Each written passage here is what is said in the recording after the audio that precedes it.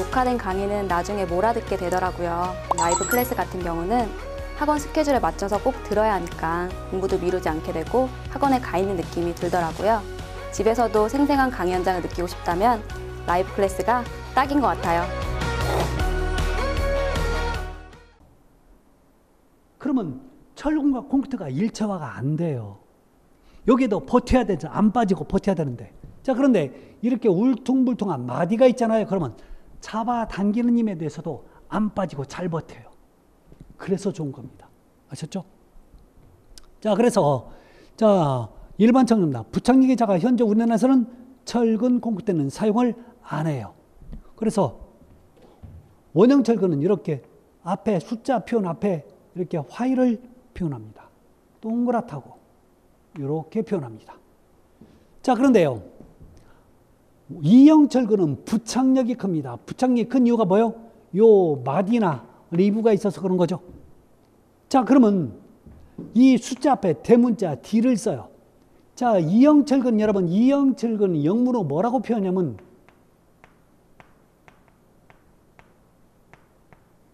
디포메이드라는 표현을 써요. 자, 이형 철근, 이게 디포메이드예요. 자, 이걸 여러분 찾아보면 못생긴, 못난 이런 뜻을 가지고 있어요.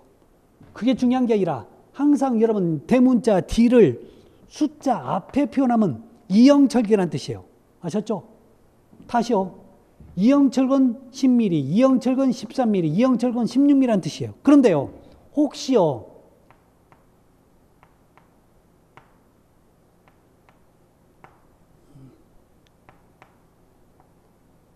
이렇게 숫자 뒤에 대문자 D나 소문자 D가 있으면 이건 지름이란 뜻이에요.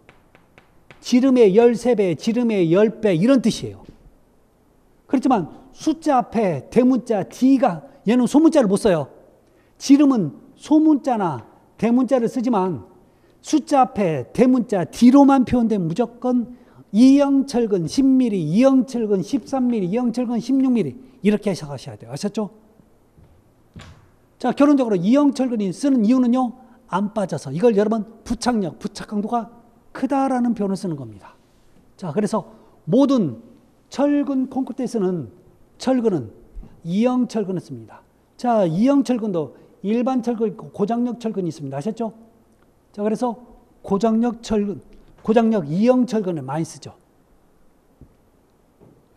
자, 그래서 이형철근, 자, 이렇게 여러분 이렇게 돼 있는 거죠. 보이시죠? 리브나 마디가 있는 거. 자, 그다음에 일반 철근은 이게 어떻게 표현하냐면 철근 모양이 여러분 다 똑같아요. 이걸 구분하기 위해서 일반 철근과 고장력 철근 구분을 어떻게 하냐면 요 마구리면에다가 녹색으로 표현하면 일반 철근이고 여기에다 노란색으로 표현하면 여러분 고장력 철근이 돼요. 다시요. 여러분 우리 이형철근 있잖아요. 이형철근. 이게 일반용 철근인지 고장력 철근인지 구분이 안 돼요. 봐요. 제가 그랬잖아요. 자, 일반 철근도 원형 철근, 이형 철근이 있고 고장력 철근도 원형, 이형이 있습니다. 제가 안 써서 그래요. 제가 여기다 못 써서 그래요. 원형 철근과 자, 이형 철근이 있다고요. 이걸 우리가 쉽게 구분하는 방법은 철근을 봤을 때 이 마구리면이 녹색으로 표현되면 일반 철근이고 이게 노란색으로 표현되면 고장력 철근입니다. 아셨죠? 이렇게 쉽게 구분할 수 있습니다. 자, 그러면 여러분 철근은 이제 이었어야 돼요. 왜 있냐고요? 철근은 여러분 공장에서 잘라올 때 스탠다드가 몇 메타면 보통 8m 정도로 잘라와요. 8m. 근데 왜 더 길게 왜 안 잘라와요? 그러면요. 사실 더 길게 잘라올 수도 있는데 사용상 가장 일반적으로 편한 사이즈가 길이가 8m 정도예요. 그러면 8m가 넘으면 여러분 건물이 넓을 때는 8m 어때요? 넓어지면 이어야 되는 거죠. 그 다음에 일정한 크기가 여러분 잘라졌는데 이걸 또 이어 쓰려면 어때요? 또 이어야 된다고. 이걸 여러분 철근의 이음이라고 얘기합니다. 자, 그럼 가장 많이 쓰는 이음이 뭐냐면 요 겹침 이음이에요. 이게 가장 일반적으로 겹침이염이 많이 사용돼요.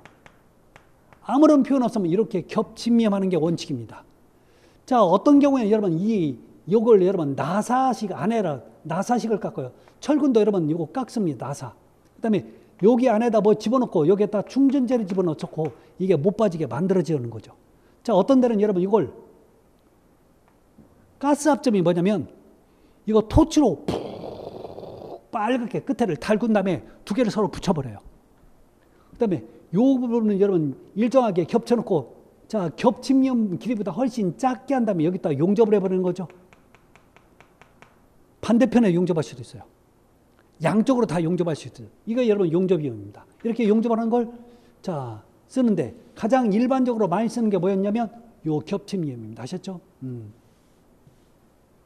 자, 쓸 수밖에 없는 거죠. 자, 볼까요? 기둥입니다. 여러분 기둥철근은 여러분 밑에서부터 위로 이미 밑에 부분이 묻혀 있고 이 부분은 어느 정도 올라와 있어요. 이걸 이어쓰려면 여러분 이렇게 겹쳐지는 거죠. 철근이 두 개 붙어 있다는 얘기는 이게 겹침 이음자리라는 얘기예요. 겹침이음입니다. 자, 그다음에 이게 나사이음. 자, 여기 나사로 깎았죠. 그다음에 이쪽에 나사가 있어요. 서로 여러분 돌려서 자, 요거 이으면 나사이음이 되는 겁니다. 자, 약간은 여러분 시간이 많이 걸리죠. 자, 이게 가스합점이에요. 가스합점은 요 두 사이를 갖다가 약간 벌린 상태에서 요걸 토치로 뻘겋게 달군 상태에서 거의 녹을 정도 되면 두 개를 갖다가 이어버리는 거죠. 자, 연결 철물을 써서 하는데 자, 이 연결 철물 대부분 플라스틱으로 되어 있는데 강화 플라스틱입니다. 한번 들어가면 절대 안 빠지게끔 만들어 놨어요. 자, 이걸 연결 철물이라고 보시면 돼요. 이런 이음들도 사용하는데 가장 많이 쓰는 게 뭐였어요? 이런 겹침 이음입니다. 자, 그 다음에 여러분 다음에 철근의 정착입니다. 자, 중간중간에는 여러분 이렇게 이어서 쓰지만 양쪽 끝에 부분은요 어딘가에 묻혀야 돼요. 그래 여러분 잡아당겨도 안 뽑히는 거죠. 이렇게 자, 일정한 길이로 철근이 자, 여러분 보시면 요게 이렇게 안쪽으로 들어갔죠.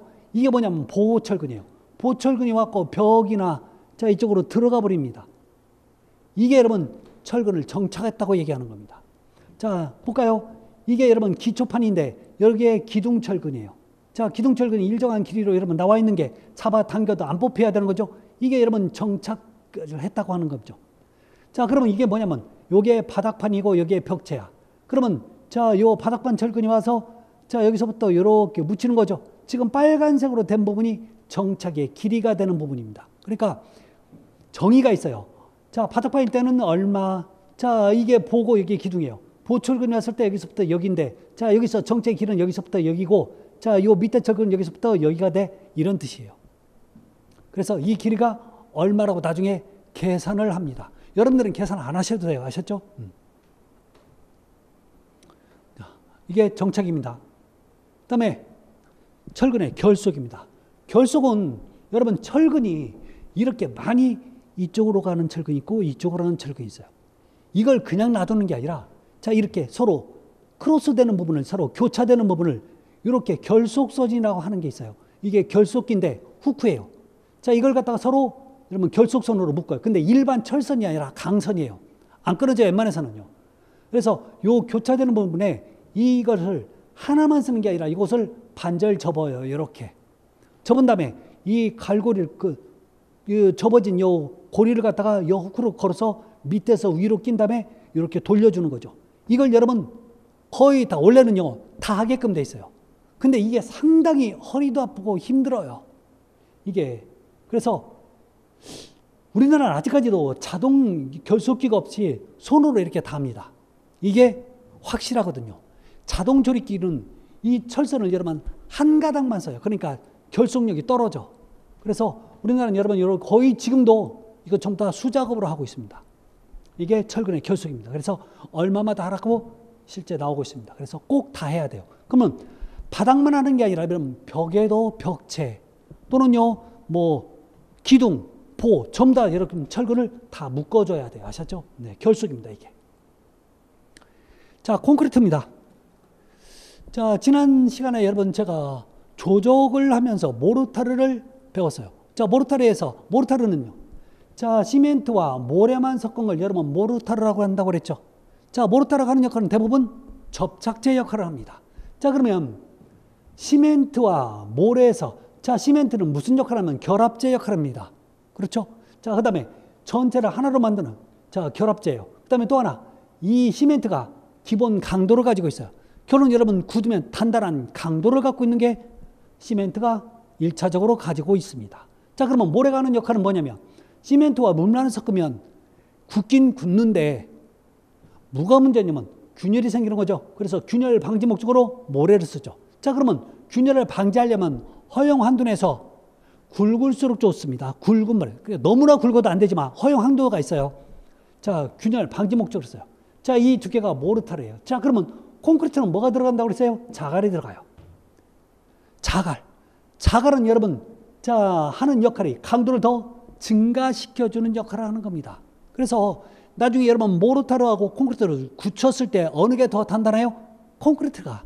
그래서 그 더 단단하게 하는 목적으로 쓰는 게 바로 자갈이 하는 역할이죠. 자, 그 다음에 물입니다. 여러분, 물은 왜 들어가야 되냐면 비비려고, 물론 비비려고 하는 거죠. 근데 정말 진짜 목적은 시멘트와 물은요, 반응을 합니다. 즉, 자, 무조건 시멘트만 물과 반응을 하게끔 돼 있어요. 그걸 여러분 수하작용이라고 얘기합니다. 자, 수하란 얘기는요, 자, 수하작용이에요. 수하란 얘기는, 자, 물이 시멘트와 만나서 화학작용을 한다는 표현이 수하작용이에요. 이러면서 열이 발생되면서 콘크리트가 굳기 시작합니다. 그래서 반드시 물이 들어가요. 그래서 나중에는 여러분 시멘트의 종류에 대해서, 그다음에 모래와 자갈에 대해서, 여러분 모래는 좀 크기만 보시면 되고 자갈도 크기예요. 근데 자갈은, 자, 기본적으로 몇 미리에 따라서 20mm, 25mm, 40mm가 많이 쓰는데, 자, 주로 많이 25mm가 많이 써요. 자, 그 다음에 물. 사실 가장 중요한 게 이 물이에요. 제가 콘크리트는 여러분 어떨수록 좋냐면 단단할수록 좋아요. 자, 그러면 물을 많이 넣으면 단단해지냐 안 단단해지냐. 자, 물을 많이 넣으면 균열이 많이 가냐 적게 가냐. 이런 걸 자꾸 물어볼 거예요. 여기서 사실 가장 헷갈리고 어려운 게 사실 물이에요. 물. 그래서 나중에 그걸 본격적으로 배우고 그 내용을 아주 많이 배울 겁니다. 왜? 이게 가장, 자, 철근 콘크리트에서 이게 가장 많이 나와요. 사실 철근 콘크리트는 여러분 요 철근 파트와 콘크리트 파트 두 파트로 나눠져요. 그러면 어느 쪽에 시험 문제 많이 나오냐면 요 콘크리트 파트가 훨씬 문제가 많이 나와요. 왜? 시멘트, 모래, 자갈, 이 물에 관련된 얘기가 각각 굉장히 복잡한 내용으로 얽혀설켜 있어요. 그래서 이 내용을 모르면 정말 답답하고 힘들어지니까요. 자, 그래서 여기에 관련된 내용을 여러분 본격적으로 나중에 배울 겁니다. 자, 시멘트. 여러분 시멘트는, 자, 철근 콘크리트와 물을 혼합하여 철근 콘크리트의 구조물을 형성하는 교착제, 본드 역할을 하죠.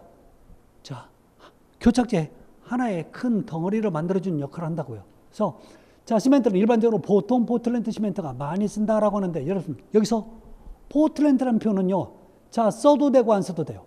자, 일반적으로, 자, 보통 포틀랜드 시멘트, 그냥 보통 시멘트라고 해도 다 똑같아요. 근데 포틀랜드는 영국의 포틀랜드 지방을 얘기합니다. 자, 근데 왜 그 얘기를 쓰냐? 여러분 시멘트를 발명하고 봤더니, 자, 포틀랜드 지방에 있는 흙 또는요 벽돌 색깔과 비슷하더래요. 그래서 이것을, 자, 포틀랜드라는 표현을, 자, 대명사처럼 붙이는 겁니다. 그래서 포틀랜드는 들어가도 되고 안 들어가도 상관없습니다. 아셨죠? 자, 그다음에 골자입니다. 자, 골자란 얘기는 사실 자갈만 골자 아니에요. 모래도 골자예요. 자, 모래를 여러분 과거에는 쇠골재, 장골재라는 썼지만 요즘 그냥 모래라는 표현을 많이 써요. 자, 그다음에 자갈을 우리가 조골재, 굵을 조자를 쓰는 거죠. 자, 그래서 굵은 골재. 자, 근데요, 자갈은 기본적으로 천연골재, 즉 천연 자갈이 있고 깬 자갈, 쇠석은 여러분 깼다는 얘기 아셨죠? 깬 자갈이 있어요. 근데 우리나라에서는 전량 다 천연골재는 못 써요. 전부 다 무조건 요즘은 쇠석 깬 자갈을 쓸 수밖에 없습니다. 왜냐고요?